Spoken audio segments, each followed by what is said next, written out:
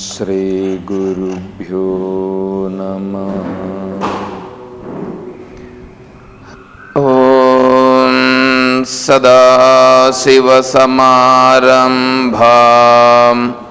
శంకరాచార్యమధ్యమాం తత్వవిదానందపర్యంతం వందే గురుపరంపరాం.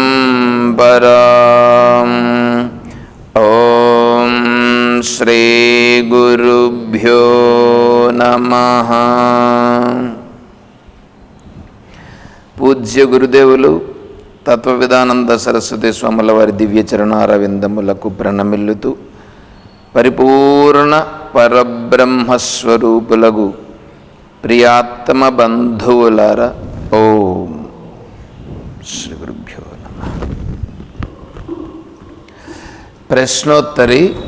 ప్రశ్నోత్తరిలో మనం విచారం చేసుకుంటూ 26వ శ్లోకంలోకి వచ్చున్నాం.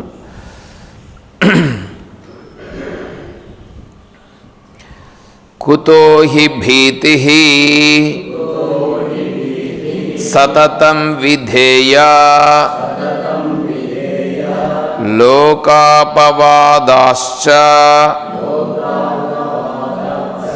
భవకాననాశ్చ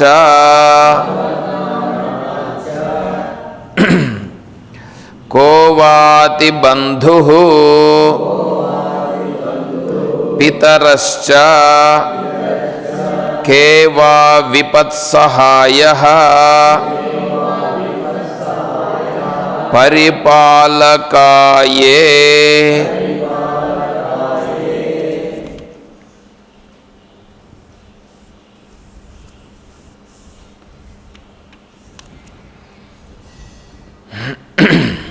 ఇందులో కుతోహి భీతిః మనం విచారం చేసుకున్నాం. దేనికి మనం సతతం ఎల్లప్పుడూ భయపడాలి. ఎప్పుడు సతతం దేనికి భయపడాలి అంటే లోకోపవాదం ఒకటి, రెండవది మనం తిరిగి కర్మలలో చిక్కుకుంటామనేటువంటిది ఒకటి. ఫ్యాన్ అయ్యప్ప.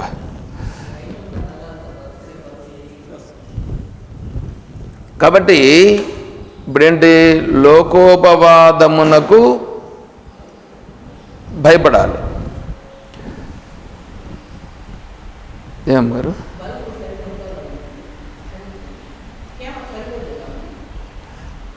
సరిపోయిందిలేండి.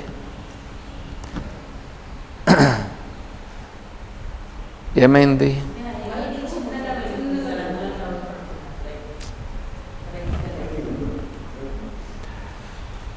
లోకోపవాదం ఒకటి వచ్చి, లోకోపవాదం అంటే ఇప్పుడు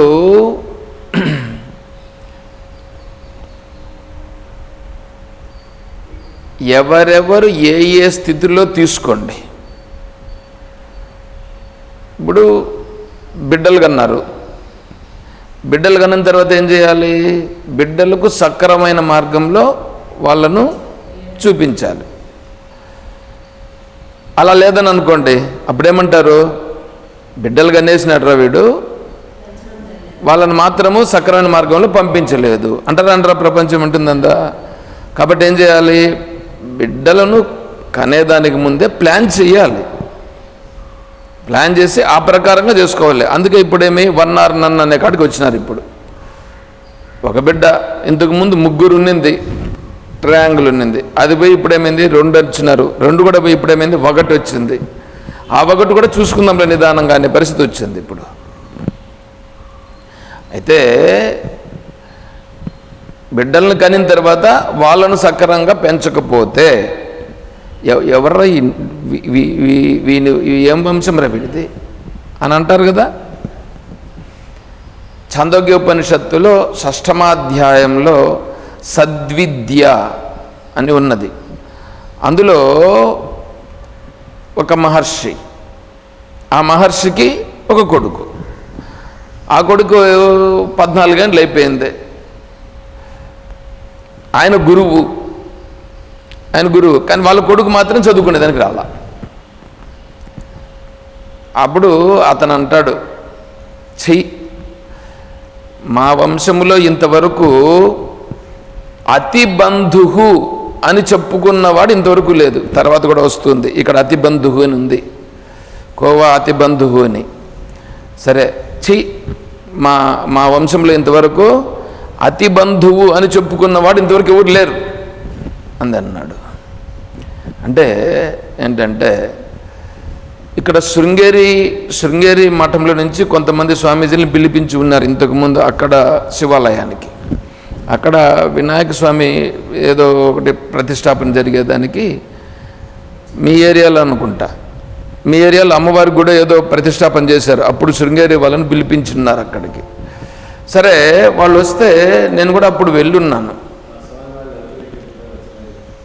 వాళ్ళు మనం ఆహ్వానించినాం అప్పుడు, వాళ్ళు అప్పుడు ఇక్కడికి వచ్చారు కూడా. సరే నేను అక్కడికి వెళ్ళాను. అక్కడికి వెళ్తే ఒకతను మాట్లాడుతున్నాడు. ఒకతను మాట్లాడేటప్పుడు ఇట్లా నోరు అడ్డం పెట్టుకొని మాట్లాడుతున్నాడు. సరే ఏమప్పా ఏం మాట్లాడుతున్నాడు అని చెప్పి నేను కూడా అక్కడ ఉన్నాను, వింటున్నాను. ఆయన ఏం మాట్లాడుతున్నాడంటే మా పెద్దనాన్న వ్యాకరణం చదువుకున్నాడు, మా నాన్న వేదాంతం చదువుకున్నాడు అని చెప్తా ఉన్నాడు. సరే బాగానే ఉందండి, మంచిది, సంతోషం అని అన్నారు స్వామి. అంతే, ఇంకేం మాట్లాడలేదు. అంటే ఏంటి, వీనికేమొచ్చు, వీడికి ఏం రాదని తెలిపిందా లేదా? వీడికి ఏం రాదు అంటే వీడేం చెప్తున్నాడు ఇప్పుడు, మా నాన్న ఇది, మా పెద్దనాన్న ఇది, మా తాత ఇది అని చెప్పుకుంటున్నాడు. కానీ వీడికంటూ ఏమీ సత్తా లేదు. దానిని ఏమంటారంటే అతి బంధువు అని అంటారు.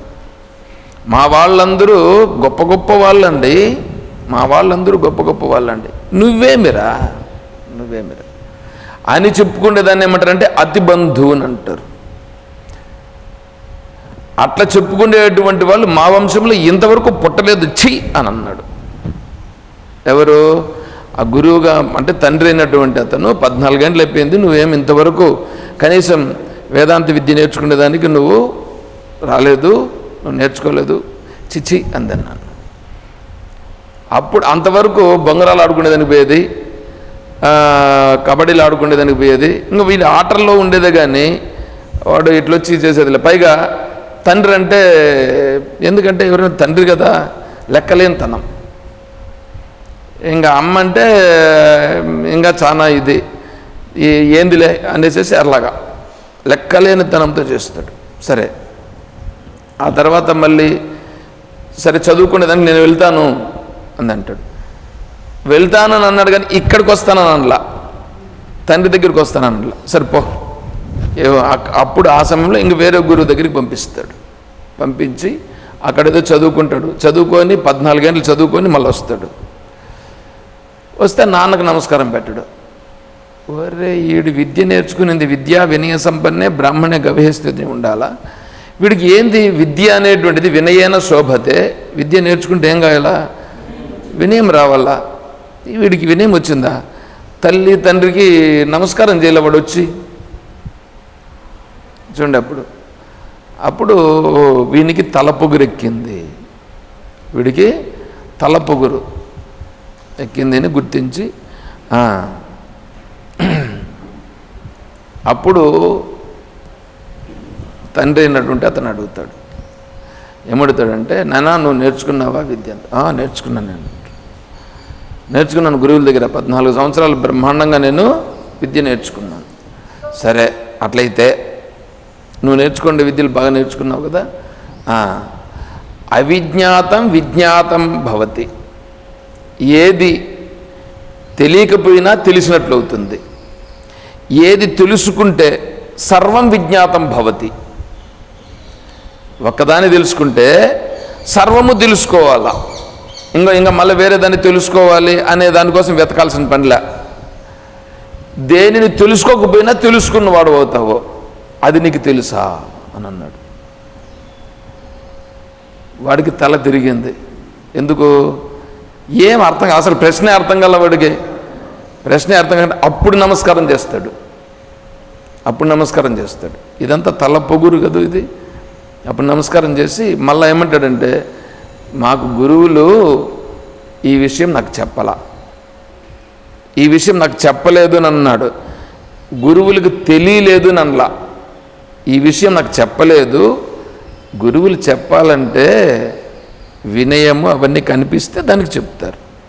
అంటే వీడు తలపుగురుగా వ్యవహారం చేసింటాడు అక్కడ కూడా, అందువలన చెప్పలేదు. ఇప్పుడు ఇక్కడ వినయం వచ్చింది కాబట్టి ఇప్పుడు మళ్ళా వాళ్ళు నాకు చెప్పలేదు, మళ్ళా ఈయన నన్ను పంపిస్తాడు అనే ఉద్దేశం ఈయనకి ఏర్పడి, అదేది మీరే చెప్పండి అని ఇప్పుడు మిమ్మల్ని నేను గురువుగా స్వీకరిస్తున్నానని అంటాడు. అప్పుడు చెప్తాడు ఆయన. చూడండి ఎట్లా ఉందో. అంటే ఏంటి, ఈ విషయంలో పిల్లలను పెంచే విధానంలో కూడా మనం సక్రమమైనటువంటి విధానాన్ని అనుసరించాలి, లేకపోతే లోకోపవాదం వస్తుంది. తర్వాత పెళ్లి చేసుకున్నాడండి, పెళ్లి చేసుకున్నాడు, భార్య ఉంది, భార్యను సక్రమంగా చూసుకోవాలని వద్దా? భర్త అంటే ఏంటి? భరించువాడు. ఎవరు భర్త? ఎవరు భరించేవాడు? భర్త. వాడు భరించకుండా పెళ్లి చేసుకొని ఇష్టం వచ్చినట్లు అంతా తిరుగుతూ ఉంటే, ఏందో పాండురంగ దీంట్లో వాడు చేస్తాడు చూడండి, పుండరీకుడు. వాడు పెళ్ళేం చేసుకున్నాడు, ఎంతసేపు సాని కొంపలు తిరుక్కుంటా ఉండేది, ఉండే ఆస్తినంతా తగలబెట్టినాడు. అట్లా చేస్తూ ఉంటే పెళ్లి చేసుకొని ఆ భార్యను ఏమీ పాలిస్తున్నట్లు లెక్క. అప్పుడేమవుతుంది? చెడ్డ పేరు వస్తుందిలా, లోకోపవాదం వస్తుంది కదా. ఆ భార్యను చూసి వేరే వాళ్ళు ఏలెత్తి చూసి ఆమెనేమో అంటారు. ఆమెనేమో అంటున్నారు అంటే నీలో లోపం ఉంది, నువ్వు పనికి రాకుండా ఉండవనే కదా అర్థం అక్కడ. అంటే ఇప్పుడు ఆమెకు రక్షణ లేకుండా చేసింది నువ్వు కదా, వెధవ కదా నువ్వు. లోకోపవాదానికి భయపడి సక్రంగా చేయాలి. అసలు లోకోపవాదం అనేటువంటిది ఎప్పుడు వస్తుందంటే, నీ ధర్మాన్ని నువ్వు పాటిస్తే ఏమీ రావు. నీ ధర్మాన్ని నువ్వు పాటించినప్పుడు ఇవన్నీ వస్తాయి. ఏమంటే అర్థమవుతుందా? తర్వాత ఇప్పుడు ఏమైంది, భార్య అయింది, పిల్లలు అయ్యింది. తర్వాత ఇంకేందో సంపాదన ఏదో ఒకటి చేయాలి. సంపాదన చేసి జీవనయాత్ర గడవాలిగా. జీవనయాత్ర గడిచేదానికి సక్రమైన మార్గంలో ఏదో ఒక విధానాన్ని ఎంచుకోవాలిగా. ఇప్పుడు ఎట్లా ఉంటుందంటే, ఈ ఎల్టీటీఈ ఇటువంటి ఉంటాయి చూడండి, కొన్ని ఉగ్రవాద సంస్థలు ఏం చేస్తాయంటే, స్థావరాలను కొన్ని ఏర్పాటు చేసుకొని అవి బయట రాకుండా డిపాజిట్ చేస్తాయి మీ అకౌంట్లో. మీరేం చేయాలంటే, మీరు వాళ్లకు బినామీదారులుగా ఏదో ఉండడం, మీ అకౌంట్ ఇస్తే మీ అకౌంట్కి ట్రాన్స్ఫర్ చేస్తారు. మీ అకౌంట్ నుంచి మీరు ఎవరికి చెప్తే వాళ్ళకి ట్రాన్స్ఫర్ చేసేయడం, అంతే. మీకు 2% 3% మీకు వస్తుంది. చూడండి ఎట్లా ఉందో. ఒక 50 లక్షలు ట్రాన్స్ఫర్ చేశారనుకోండి, 3% అంటే చాలదా? ఇంకేం కావాలి? అవి ఒక 50 లక్షలు, నెలకు ఒక 50 లక్షలు ట్రాన్స్ఫర్ అవుతూ ఉంటుంది. దాంట్లో 3% నీకు వస్తుంది కమిషన్, నువ్వు మిగతా దాన్ని ట్రాన్స్ఫర్ చేసేయడం, అంతే. ఎంత అడేమైనా పని ఉందా? ఇట్లాంటివన్నీ ఎంచుకున్నారని అనుకోండి, ఇప్పుడు ఏమవుతుంది, రేపొద్దున్నే ఎంక్వైరీ చేస్తారు, వీడు పట్టుబడతారు, పట్టుబడిన నీకెందుకు ఈ డబ్బులు 50 లక్షలు ఎక్కడి నుంచి వచ్చింది, ఎవడిచ్చినాడు, ఏంటి? ఇదంతా పనికిరానటువంటిది కాదు. దీన్ని చేసేదాని వల్ల ఏమవుతుంది, లోకోపవాదం వస్తుంది. కాబట్టి లోకోపవాదానికి లోను కాకూడదు, అంటే ధర్మంగా ఉండాలి. చూడండి ఎట్లా ఉందో. ఒక అతను వ్యాపారం చేసేవాడు, వ్యాపారం చేసి గుట్కా అన్నీ ఉన్నాయి, అన్నీ పెడతాడు, కానీ గుట్కాలు తెచ్చి అమ్ముతాడు ముదుగొప్పలో. మా దాస్వామి వాళ్ళ బంధువులే. దాస్వామి చెప్తాడు, వద్దరా మనం బాగా బ్రతుకుదాంరా అని చెప్తాడు. నీకెందుకు అంటాడు వాడు. ఏం చేయాలి? 2 సార్లు పోలీసులు పట్టుకున్నారు, 2 సార్లు పోయి దాస్వామి పోయి విడిపించుకొని వచ్చాడు. కోర్టుకు పోతే కోర్టుకు కూడా పోయినాడు, మళ్ళీ ఏదో చేసుకొని వచ్చినారు. అయినా ఆయన మానలేదు. ఎందుకంటే దాంట్లో లాభం బాగా వస్తుంది అని. పనికిరాని ఇది కాదు, దానివల్ల లోకోపవాదం వస్తుందిలా. ఇటువంటి పనులన్నీ లోకోపవాదం అనేటువంటివి. తర్వాత ఇప్పుడు ఎంఆర్ఓనో ఎంఈఓనో ఎవడో ఉంటాడు, పెద్ద ఆఫీసర్. అప్పుడప్పుడు మీరు చూస్తూ ఉంటారు, ఏంటి, వాళ్ళు రైడ్ చేసినారు ఇన్కమ్ ట్యాక్స్ వాళ్ళని. రైడ్ చేస్తే ఆ ఇంట్లో గోడలు పగలగొడితే గోడల్లో కూడా డబ్బులు ఉంటాయి, బంగారం ఉంటుంది. ఏం చేయను దీనికి ఇదంతా? ఇప్పుడు దుబాయ్ అని అనుకోండి, దుబాయ్లో సంపాదించిన ధనాన్ని వేరే దేశానికి నువ్వు పోయేటప్పుడు తరలించకూడదు అనే నియమం ఒకటి ఉందట. నువ్వు ఎంతైనా సంపాదించుకో, ప్రాబ్లం లేదు. అయితే అక్కడి నుంచి నువ్వు వేరే దేశానికి తరలించకూడదు. అందుకనే ఆ ఫ్లైట్లోకి వస్తే అక్కడ ఏం చేస్తారు, బంగారం ఉన్నిందనుకో పట్టుకుంటారు. తరలించకూడదు, తరలించేదానికి అనుమతి లేదు. నీకు అనుమతులు ఏముంటాయి, కొన్ని షరతులకు లోబడి అవేంటో అనుమతులు ఉంటాయి. అందువల్ల ఏం చేశారు, నువ్వు ఇప్పుడు పెట్టాను, అదొక రూల్ పెట్టారు అక్కడ. అంటే ఇప్పుడు ఏమవుతుంది, ఎంత సంపాదించినా వాడు అక్కడ మాత్రమే అనుభవించాలి. దాన్ని ఇప్పుడు ఈ దేశాలకు పంపించేదానికి లేదు. అప్పుడు వాడు సంపాదించి ఈ దేశం నుంచి పోయినాడు, ఈ దేశం నుంచి రా, వెల్కమ్, వాళ్ళేం వద్దనట్లేదు. అందుకే ఇప్పుడు ఈయన ట్రంప్ కూడా ఎంత గ్రీన్ కార్డ్ అవన్నింటికి కావాలంటే $10 లక్షల ఏమో డిపాజిట్ చేస్తే దాన్ని ఇస్తారు. అంటే ఇప్పుడు ఏమవుతుంది, వాడేమో వస్తాడు, బాగానే ఉంది, సంపాదించుకుంటాడు, అంత బాగానే ఉంది. అక్కడి నుంచి వాడు ఎత్తుకొని పోతానంటే ఎట్లా కుదురుతుందా? కాబట్టి మా దేశంలో ఉండొచ్చు, నువ్వు సంపాదించవచ్చు. ఇప్పుడు వాడు అక్కడి నుంచి ఇక్కడికి వస్తాడు, వచ్చినప్పుడు ఆటోపంగా వస్తాడు. ఆడు చేసే పని గొర్రెలు మేపే పని ఉంటుంది, గొర్రెలు మేపే పని. ఇప్పుడు ఈడ వంట చేసే పని అని అనుకోండి, వంట చేస్తే 3,000 ఇస్తారని అనుకోండి. వంట చేస్తే 3,000కి ఆడొస్తున్నారండి, కనీసం అంటే 5,000 ఇస్తారు. సరే, ఇప్పుడు వంట చేస్తే 5,000 ఇస్తారు. అదే దుబాయ్కి పోయి గొర్రెలు మేపితే 30,000 వస్తుంది, లేకపోతే 50,000 వస్తుంది. వీడేం చేస్తాడు, దీనిని ఇడిచిపెట్టి, ఈ వంట పని ఇడిచిపెట్టి 50,000 ఇస్తారని చెప్పి దుబాయ్కి పోతాడు, గొర్రెలు మేపేదానికి పోతాడు. ఆడపోయి గొర్రెలు మేపుతాడు, ఈ ఎండలో తిరుగుతాడు, అవన్నీ చేస్తాడు అక్కడ. ఆటికి పోయి ఎండలో మేపి ఏమేమో చేసి తిండి సక్రమంగా వాళ్ళ తిండి ఏదేదో ఉంటూ దానికి వాళ్ళకి సంబంధించిన పద్ధతుల్లో ఉంటూ అక్కడి నుంచి మళ్ళీ ఏదో కొద్దిగా సంపాదించుకొని ఆ కండిషన్స్కి లోబడి దాని నుంచి మళ్ళీ ఇటుకు వస్తాడు. ఇటుకు వచ్చిన తర్వాత ఎలా ఉంటాడు, పెద్ద ఆటోపంగా ఏదో చేస్తాడు, కానీ ఏముంటుంది, ఏం పెద్దగా ఏముండదు. చూడండి ఎట్లా ఉంటుంది. ఇట్లాంటి పరిస్థితులన్నింటికీ చేసుకుంటాడు. కానీ అప్పుడు వాళ్ళ పక్కలో ఉండే వాళ్ళకి తెలుస్తుంది, ఆహా వీడు, అదేదో ఒక సామెత ఒకటి ఉండదు, ఒక ఆమె చింతకాయలు ఏరుకుండేది. ఆవిడెవరో ఒక అడవిలో మామూలుగా ఉండేటువంటి వాళ్ళు ఉంటారు చూడండి, వాళ్ళు చింతకాయలు ఏరుకుంటూ ఉంటుంది ఆవిడ. ఆ మార్గంలో రాజుపోతూ ఉంటాడు. ఆమెను చూసి చాలా బాగుంటుంది, ఎందుకంటే వీళ్ళు ఈ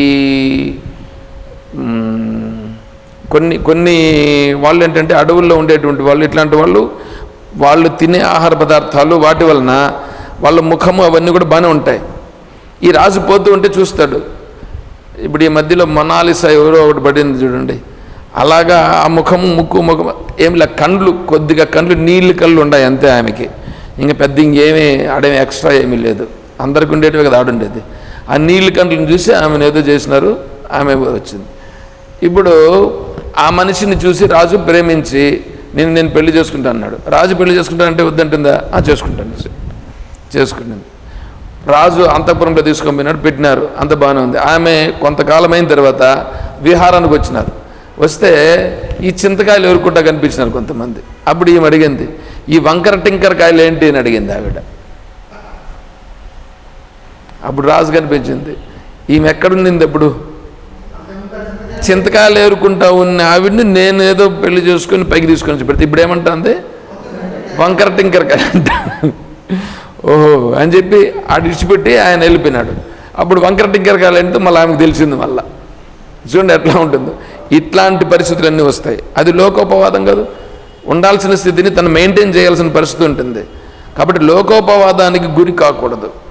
వీళ్ళందరూ కూడా ఈ ఆఫీసర్లుగా ఉన్నటువంటి వాళ్ళు సంపాదించి ఏందో వీళ్ళు ఎత్తుకుపోయేటట్లుగా వీటన్నింటినీ స్విస్ బ్యాంకుల్లో పెట్టడం, ఈ రాజకీయ నాయకులు కూడా సంపాదించి ఇప్పుడు ఆస్ట్రేలియానే ఏందో స్విట్జర్లాండ్ వీటిలో అంతా పోయి కట్టడం ఇవంతా ఎందుకండి? ఈడుండేది సరిపోదా? ఈడుండేదాన్ని అనుభవించేందుకు సరిపోదా చెప్పండి? ఈడుండేటువంటి వాళ్ళకి సహాయం చేస్తే చాలదా? దీన్ని అంతటిని ఇటు సాల్దని ఎత్తుకొని ఆడబెట్టడం, ఆడబెట్టి ఆ హోటల్స్ అన్నింటినీ కట్టి అక్కడ వాటిలో ఏందో చేయడం ఎందుకండి ఇవంతా? శరీరం ఏదో ఒక రోజు పోతుందో పోదా? శరీరం పోతుంది. శరీరం పోయిన తర్వాత నీ అనకంటే ఏమొస్తుంది? నీ అనకంటే వచ్చేది నువ్వు చేసుకున్న పాపపుణ్యాలు వస్తాయి, అంతేనా? భార్య కానీ కొడుకు కానీ ఇంక దానిపైన ఇంక పద్యాలన్నీ వచ్చినాయి. భార్య గడప దాకా వచ్చి నిలిచిపోతుంది, కొడుకు శ్మశానం దగ్గర వచ్చి వాడు తలకొరుగు పెట్టి వాడు నిలిచిపోతాడు. కాల్చేది కూడా వేరే వాళ్ళు కలుస్తారు, ఒకవేళ మట్టి వేసేది కూడా వేరే వాళ్ళు వేస్తారు. అంటే నీతో పాటుగా ఎవడు వచ్చేవాళ్ళు లేరా? దీన్నంతా ఎందుకురా ఇక్కడ ఇట్లా చేస్తున్నామని వైరాగ్యానికి సంబంధించినవి ఇన్ని చెప్తారు. అయినా ఈ అహంకారం అనేటువంటిది చూడండి ఎంత ఇది ఉంటుంది.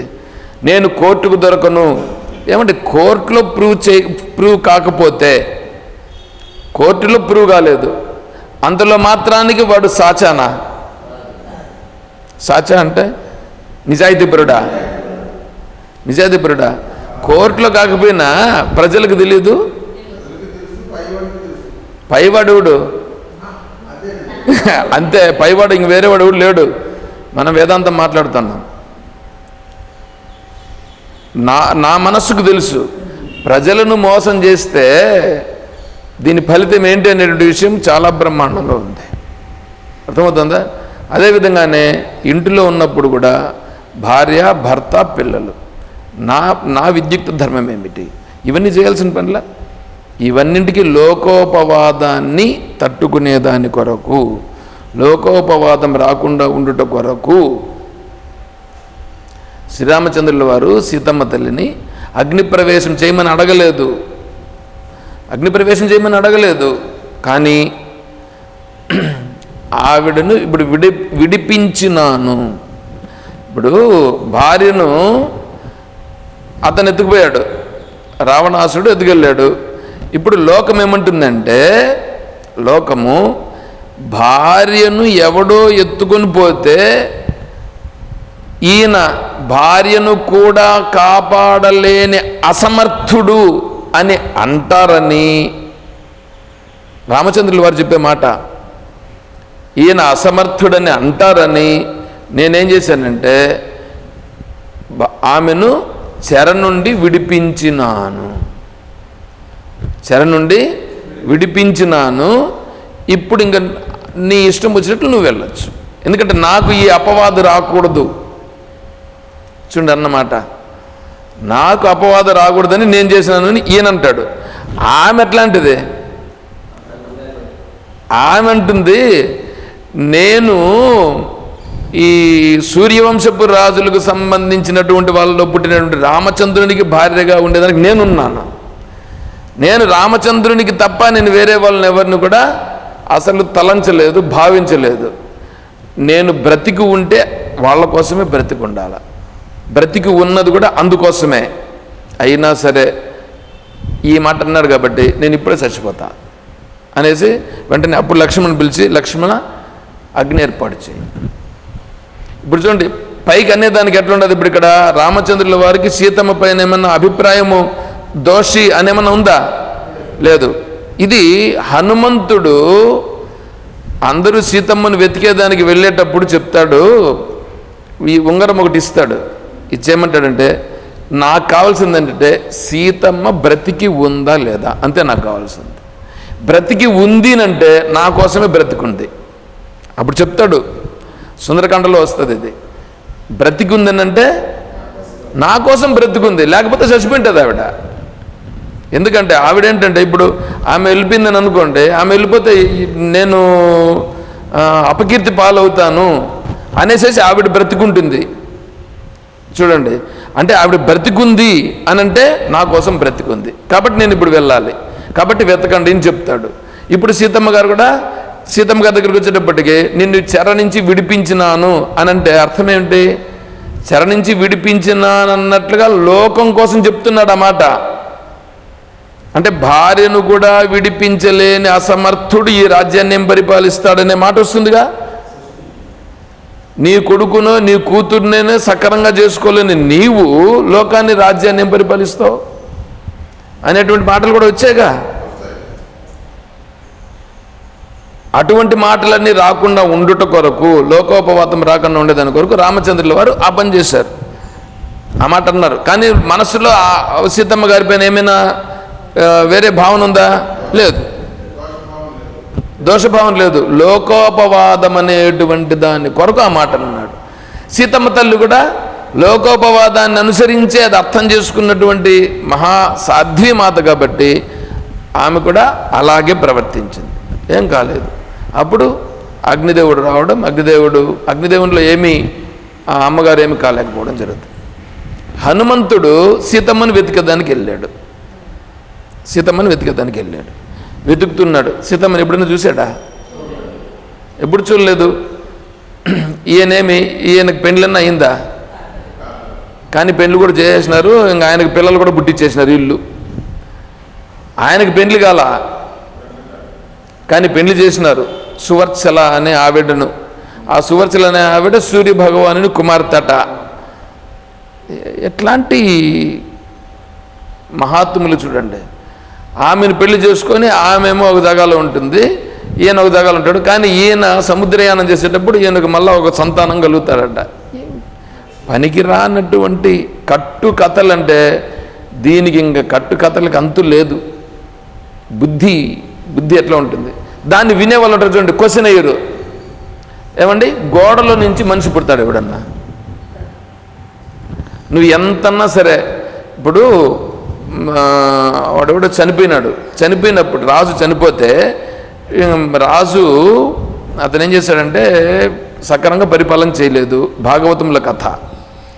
సక్రమంగా పరిపాలన చేయకపోయినప్పుడు మహర్షులు వస్తారు, బుద్ధి చెప్పేదానికి వస్తారు. కాయినా వీడు తాగేసి పడుకొని మీరేందో నాకు చెప్పేది పో అంటాడు. వాళ్ళ కోపం వచ్చి శపిస్తారు. శపించినప్పుడు వాడు చచ్చిపోతాడు. ఇప్పుడు రాజ్యానికి రాజు లేరు. అప్పుడు మంత్రులు వాళ్ళందరూ వచ్చి ప్రాధాయపడితే వాని తొడలో చిలుకుతారు. వాళ్ళు తొడలో చిలికితే అక్కడి నుంచి ఒకరిని పుట్టిస్తారు. మీకు ఒక విషయం తెలుసా? మీ శరీరములో కణములు ఉన్నాయి కదా, ఒక్కొక్క కణమును తీసి సేమ్ మీలాగానే సృష్టించవచ్చు. సైన్స్ అది ఏదో ప్రొసీజర్ ఉంది. మీ ఒక కణము నుంచి సేమ్ నిన్నే వస్తుంది. అంటే ఎన్ని చేయొచ్చు నీలాంటి వాళ్ళని ఎంతమందిని చేయొచ్చు? నీ శరీరంలో ఎన్ని కణములు ఉన్నాయో అంతమందిని సృష్టించవచ్చు. దీన్ని అప్పుడే మహర్షులు చేశారు ఆ పని. అది కూడా చనిపోయిన దాంట్లో నుంచి చేశారు. శరీరం ఉందిగా, శరీరం ఉంది కాబట్టి శరీరంలో నుంచి, అంటే అక్కడ ఉపాదానం ఉంది. ఉపాదానం అంటే ఉపాధి ఉంది, దాంట్లో నుంచి చేశారు. గోడల నుంచి ఏమొస్తుందండి? బుద్ధి జ్ఞానం ఉండాల్సిన పనిలా, క్వశ్చన్ వేయాల్సిన పనిలా. గోడల నుంచి పుట్టినాడు, అది కూడా తల వేరే మొండెం వేరే, అంటే వినాల్సిన పనిలా. ఎట్లా అని క్వశ్చన్ వేయాల్సిన పనిలా. ఎంతవరకు తలలూపుతూ ఉంటారో, ఎంతవరకు ఏమంటే దేవుడు అంటే దేవుడు అన్నీ చేస్తాడు. ఇట్లాంటి మాటలు చెప్పి అంటే ఏంటంటే మీ బుర్రలను నాశనము చేసినారు. వాళ్ళు నాశనం చేసినారా, మీరు నాశనమైనారా? ఆలోచన చేయాల్సిన పనిలా, క్వశ్చన్ వేయాల్సిన పనిలా. క్వశ్చనే లేదండి, క్వశ్చనే లేదు. ఏందో ఇట్లా చెయ్యాలా, ఎందుకు చెయ్యాలి అనే ప్రశ్న లేకుండా గుడ్డిగా పోతే వాళ్ళని ఏమనాలి? అంధే నైవ నీయమాన యథాంధాహ అనేది ఉపనిషత్తు.